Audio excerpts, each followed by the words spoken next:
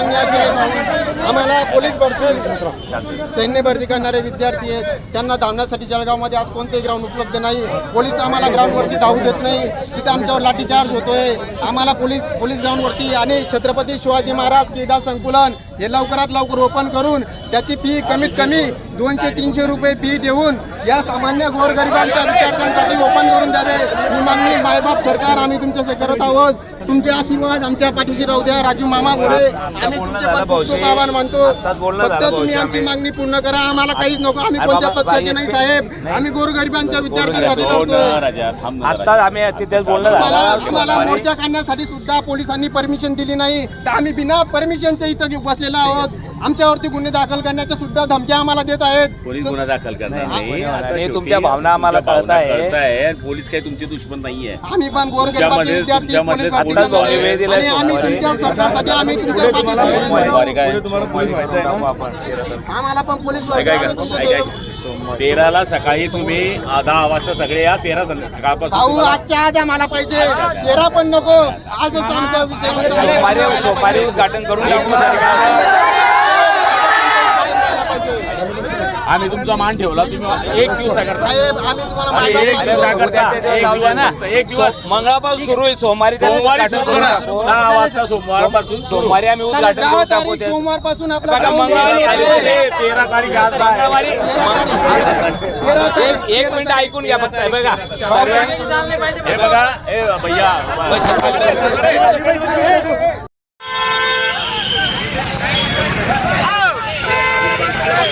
लावा पटकन लावा. पटकन लावा.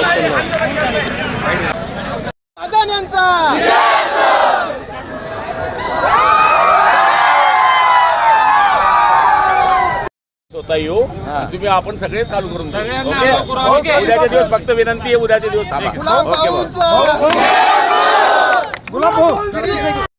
हे नागपूरला जात आहे, रामद्रोही विरोधात हे आंदोलन करणार आहे. काय बोलणार? त्यांना आता कुठे जाऊ द्या, त्यांना नागपूरला जाऊ द्या का मुंबईला काही करू द्या का पुण्याला जाऊ द्या का रामटेकला जाऊ द्या, त्याचा काही उपयोग होणार नाही. ते ज्यांनी रामाला विरोध केला त्या काँग्रेसच्या मांडीवर येऊन ते बसलेत. तिथे ते मुख्यमंत्री झाले, थोड्या आउटगटचे राजे झालेत. मला वाटतं त्यामुळे आता ते कुठे गेलेत तर लोक कोणी त्यांना स्वीकारणार नाही. त्यांनी आता किती प्रयत्न केले अशा पद्धतीने, तर त्याचा काही उपयोग नाही मला असं वाटतं. आणि म्हणून ते नागपूरला त्यांना कुठेही जाऊ द्या, तिथे काही फरक पडणार नाही. एकनाथ खडसेंची परत गर्भवापसी होणार असल्याची चर्चा आहे. विनोद तावडेंची त्यांनी भेट घेतल्याचा फोटो देखील समोर आला आणि काल त्यांनी उद्धव ठाकरेंची पण भेट घेतल्यामुळे वेगवेगळ्या चर्चा आता सुरू झालेल्या आहेत. त्यांना शुभेच्छा आहेत माझ्या, त्यांना माझ्या शुभेच्छा आहेत. त्यांना कुठे जाऊ द्या. संजय राऊत आज बोलले आहेत पत्रकार परिषदेमध्ये की फडणवीसानंतर कोण राज्याची फडणवीसानंतर राज्याची सूत्रही बावनकुळेकडे येणार आणि बावनकुळेंची स्वतः शिफारस जी आहे ते फडणवीस करणार आहेत. कारण गिरीश महाजनांचे रेकॉर्ड खराब आहे, त्यामुळे शिंदे परत मुख्यमंत्री होणार नाही. राज्याचे हित पाहणाऱ्यांना शुभेच्छा देणं महत्वाचं आहे. चालेल. सगळे अधिकार मला वाटतं राऊताला दिलेले आहेत आमच्या पक्षाचे. मला वाटतं दिल्लीच्या आमच्या नेत्यांनी त्यांना अधिकार दिलेले दिसत आहेत की कोण मुख्यमंत्री करायचं कोणाला करायचं नाही, कोणाचं रेकॉर्ड काय आहे. मला वाटतं राऊत सगळं बघतायत आता सध्या देशाचा कारभार. पंतप्रधान उद्धवजींना करतायत, सीएम कोणाला नाव कोणाचं घेतायत, बावनकुळेचं घेतायत, आमचं काय सांगतायत, बरं वाईट सांगतायत. मला वाटतं सगळे अधिकार भाजपने त्यांना दिलेले आहेत. चांगलं नाही काय वाईट आहे, पण राऊतांना हे अधिकार दिलेले आहेत पक्षाने मला असं वाटतं. त्यामुळे राऊतांनी शुभेच्छा, त्यांना मला भेटावं लागेल जरा असं वाटतंय. सुप्रिया सुळेंनी पर्यायी मतदारसंघाची त्यांची चाचपणी केलेली आहे. 2 मतदारसंघातून लढण्याची त्यांची तयारी आहे.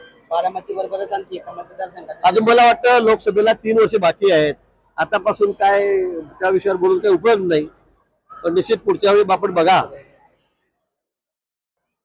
काय निकाल लागतो, कसा निकाल लागतो ते आपल्याला कळेल. पण आता हा त्यांचा प्रश्न आहे, त्यांनी कुठल्या मतदारसंघात उभं राहू नये हा त्यांचा प्रश्न आहे. आणि तोपर्यंत अजून काय काय होतं हे बघणं आवश्यक आहे. आज गुलाबराव पाटलांना खडसेंवर प्रतिक्रिया विचारली. खडसे वाढदिवस साजरा करतायत 75वा.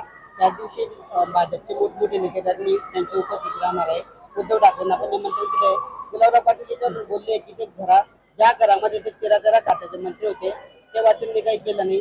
आता कुटुंबाची असेल किंवा कार्यकर्त्यांची लाईन लावायसाठी ते तिकडे परत जातात घरामध्ये. तुम्हाला काय वाटतं भाऊ? मला काहीच माहिती त्यांना कोण बोलतोय, ते कोणाला बोलवत आहेत, कोणाला भेटतात, मी फक्त तुमच्या माध्यमातूनच बघतोय. मला त्यांच्याशी काही घेणं देणं सुद्धा नाहीये. त्यांनी कोणालाही भेटावं, कुठेही जावं. ते दिल्लीलाही नेहमी जातात, आता मातोश्रीकडे जात आहेत, पवार साहेबांकडे ते आहेत. ते सर्व पक्ष नेते सध्या.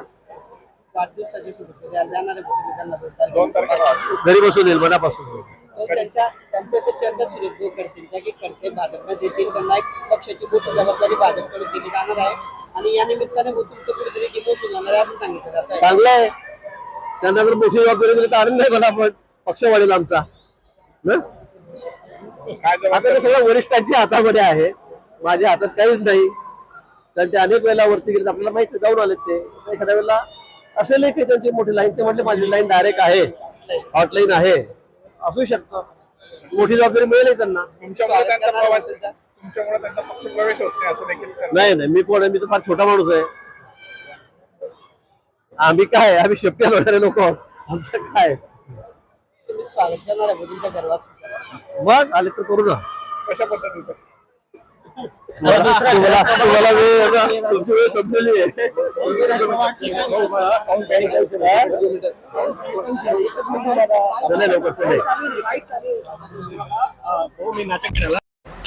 पाचवी ते 12वी पर्यंतचे त्यांना या ठिकाणी दिव्यांगाचं सर्टिफिकेट देण्याचं काम. अनेक विद्यार्थी असे आहेत की ते दिव्यांग आहेत, पण त्यांना सर्टिफिकेट मिळवण्यासाठी जळगावला जावं लागतं, फेऱ्या माराव्या लागतात. आपल्याला माहिती आहे किती अडचणी त्या ठिकाणी असतात. आणि म्हणून आज जे.के. चव्हाण त्यांचे मित्र आहेत, जे माजी जिल्हा परिषद सदस्य सभापती होते, त्यांच्या वाढदिवसाच्या निमित्ताने आम्ही सिव्हिल हॉस्पिटलची टीम या ठिकाणी बोलवलेली आहे आणि शाळेतल्या मुलांची नोंदणी करून त्यांची तपासणी या ठिकाणी करतो आहोत. लहान मुलांची तपासणी आपण बाहेरच्या या ठिकाणी करतो आहोत. आणि ज्यांना 40% वर सर्टिफिकेट मिळेल त्यांना शाळेमध्ये शिकत असतील विद्यार्थी, त्यांना 2,500 रुपये महिना हा शासनातर्फे या ठिकाणी मिळत असतो मदत म्हणून. आणि म्हणून अतिशय एक मोठी गोष्ट या ठिकाणी या अपंग जे दिव्यांग जे आहेत विद्यार्थी त्यांच्यासाठी या ठिकाणी आहे. गेल्या वर्षी 17 मेला माझ्या वाढदिवसाच्या निमित्त त्या ठिकाणी अशीच चाचपणी झाली होती, तपासणी झाली होती. 268 विद्यार्थी आले होते, त्यातल्या जवळपास 200च्या वर विद्यार्थ्यांना आता 2500 रुपये महिना या ठिकाणी मिळतोय. मला वाटतं खूप मोठी भरीव मदत त्या दिव्यांग विद्यार्थ्यांना त्यांच्यासाठी होती आणि कायमस्वरूपींना अपंगत्वाचा दाखला त्या ठिकाणी मिळतो, हे सगळ्यात महत्वाचं आहे. आणि म्हणून या कार्यक्रमासाठी मी या ठिकाणी आलेलो. अशा पद्धतीने भाऊ प्रत्येक कार्यकर्त्याला आवाहन कराल का? मला वाटतं सगळ्यांनी हा कार्यक्रम घेतला पाहिजे, प्रत्येक तालुक्यामध्ये हा कार्यक्रम झाला पाहिजे. कारण या विद्यार्थ्यांना बिचाऱ्यांना कायमस्वरूपी हे सर्टिफिकेट कामावर पडणार आहे आणि 2500 रुपये महिना या विद्यार्थ्यांना त्या ठिकाणी मिळणार आहे सरकारकडून, केंद्र सरकारकडून. माननीय मोदींची ही योजना आहे आणि म्हणून मला वाटतं की अतिशय महत्वाचा असा हा कार्यक्रम आहे. सगळ्यांनी पुढाकार घेऊन हा कार्यक्रम केला पाहिजे.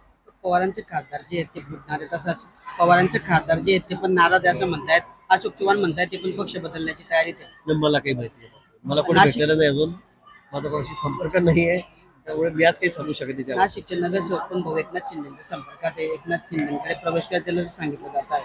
मला काही माहिती नाही. मी आता 5 दिवस झाले, मी झोपलेलो पण नाही. खरं 4-5 दिवस झाले मला माहिती आहे मी कुठे कुठे फिरत होतो. हा जिल्हा झाला की तो जिल्हा, रात्रभर दिवसभर माझं काम चाललं होतं. उद्या परवा सोमवारी मी गेलो की जरा माहिती घेतो. मुळशीची जी घटना घडली आहे तिच्यामधला जो तरुण आहे आपला, तो जळगाव जिल्ह्यातला मूळ रहिवासी आहे शिरसोलीचा, त्या ठिकाणी जो मयत झालाय त्याला काही शासनाकडून मदत मिळणार आहे का? त्यांना ज्या ठेकेदारांनी काम घेतलं त्यांनी त्याचा विमा उतरवलेला आहे, त्यामुळे त्याच्यात त्यांना 25 लाख रुपये इन्शुरन्सचे मिळणार आहेत, विम्याचे मिळणार आहेत.